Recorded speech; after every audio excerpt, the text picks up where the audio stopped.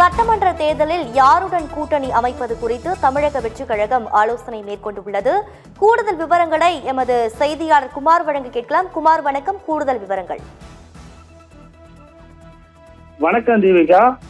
தமிழக வெற்றிக் கழகம் யாருடன் கூட்டணியில் செல்லலாம்? மாவட்ட செயலருடன் கட்சியின் பொதுச் செயலர் ஆனந்த் அவசரமாக ஜூம் காலில் கருத்து கேட்பு ஒரு கூட்டம் நடத்தியுள்ளார். அதற்கு ஜூம் காலில் பங்கேற்ற மாவட்ட நிர்வாகிகள் கூட்டணி அமைத்தாலும் தனியாக நின்றாலும் தலைமை எடுக்கும் முடிவுக்கு கட்டுப்படுவதாக மாவட்ட செயலர் கருத்து தெரிவித்துள்ளனர். அதாவது வருகின்ற சட்டமன்ற தேர்தலில் எதிர்கொள்ள அனைத்து கட்சிகளும் தீவிரமாக பணியில் ஈடுபட்டு வருகின்றன.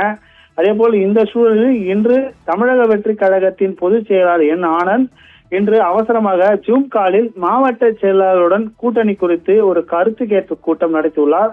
அப்போது அதில் முக்கியமாக பேசிய போது அதற்கு மாவட்ட செயலாளர்கள் கூட்டணி அமைத்தாலும் தனியாக நின்றாலும் தலைமை எடுக்கும் முடிவுக்கு கட்டுப்போவதாக மாவட்ட செயலாளர்கள் அவருடைய கருத்தை தெரிவித்தனர். அதனைத் தொடர்ந்து மாவட்ட செயலாளர் பொதுச் செயலாளர் ஆனந்த் மாவட்ட செயலாளரிடம் பேசும்பொழுது, நம்முடன் பல கட்சிகள் கூட்டணிக்கு வரும் என்ற எண்ணத்தில் நம் கட்சி தலைவர் இந்த கட்சியை ஆரம்பிக்கவில்லை.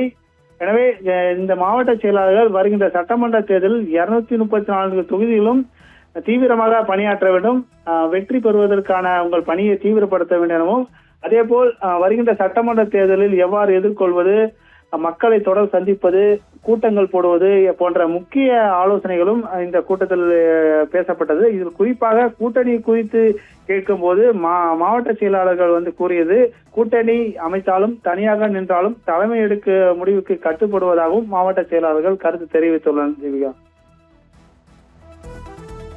தகவல்களுக்கு நன்றி குமார்.